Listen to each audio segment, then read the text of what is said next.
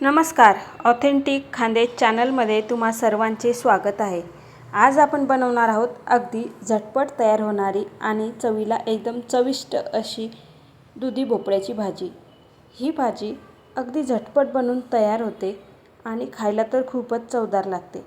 तुम्ही पण एक वेळा अशा पद्धतीने दुधी भोपळ्याची भाजी एक वेळा नक्की बनवा. चला मग आपण या भाजीच्या रेसिपीला सुरुवात करूया. त्यासाठी दुधी भोपळा स्वच्छ धुवून घ्यायचा, त्यानंतर त्याला कापून घ्यायचा. आता भोपळा हा आपला कोवळा आहे, नरम आहे, जास्त कडक नाही आहे, त्यामुळे त्याचे साल काढायचे नाही. त्यानंतर मग अशा पद्धतीने छान त्याचे आता आपण बारीक काप करून घेऊ. जेवढा बारीक कापता येईल तेवढा बारीक भोपळा कापून घ्यायचा. बघा अशा पद्धतीने आपण भोपळा चांगला कापून घेऊ आता सर्व.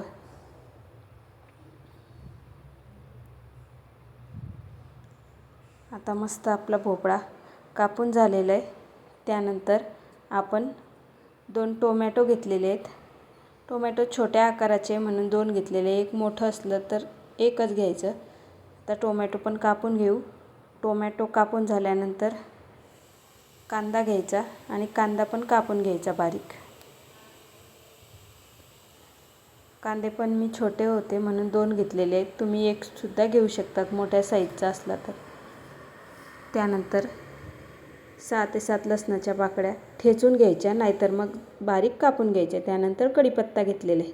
तर गॅस पेटवून घेऊ आणि गॅसवर कढई ठेवून घेऊ. कढई तापल्यानंतर मग कढईमध्ये तेल टाकायचं. यामध्ये मी 3 चमचे तेल टाकलेले. तेल चांगलं तापू द्यायचं.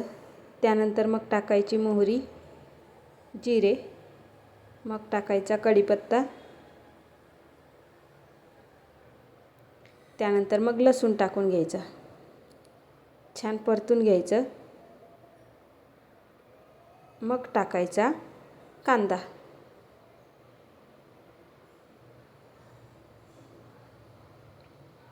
कांदा टाकल्यानंतर पुन्हा व्यवस्थित चांगलं मिक्स करून घ्यायचं. आता कांद्याला थोडं परतून द्यायचं, चांगला कलर बदलेल तिथपर्यंत आता कांद्याला परतत राहायचं. बघा आता कांद्याचा जवळपास कलर बदललेला आहे. आता आपण त्यामध्ये टोमॅटो टाकून घेऊ. टोमॅटो टाकलं का व्यवस्थित चांगलं मिक्स करायचं. त्यानंतर आता टोमॅटोला चांगलं तेलामध्ये शिजू द्यायचं मस्त. थोड्या वेळाने असं मिक्स करत राहायचं. बघा आता जवळपास टोमॅटो थोडं शिजलेलं आहे तेलामध्ये. आता आपण त्यामध्ये मसाले टाकून घेऊ. चवीनुसार लाल तिखट टाकायची. त्यानंतर अर्धा चमचा गरम मसाला, अर्धा चमचा धने पावडर आणि हळद टाकलेली. सर्व मसाले आता मिक्स करून घ्यायचे चांगले. छान असं मिक्स केलं का मग त्यामध्ये भोपळा टाकून घ्यायचा.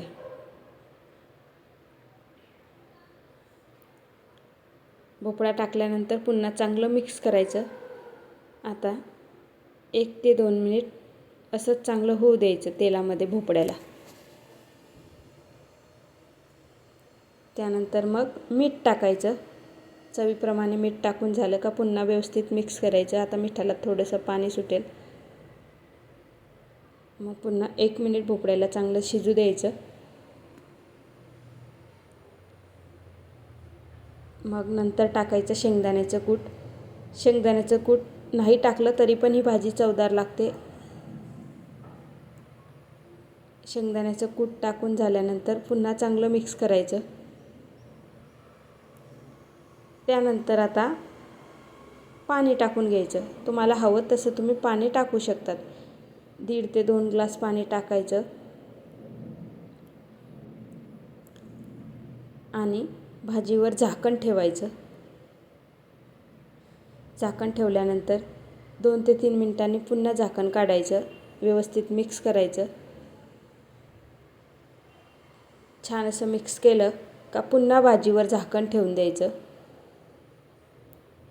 त्यानंतर 3 ते 4 मिनिटांनी पुन्हा भाजीवरचं झाकण काढायचं आणि व्यवस्थित चांगलं मिक्स करायचं. बघा आता जवळपास भाजी आपली शिजलेली आहे. मस्त छान सुगंध पण येतोय.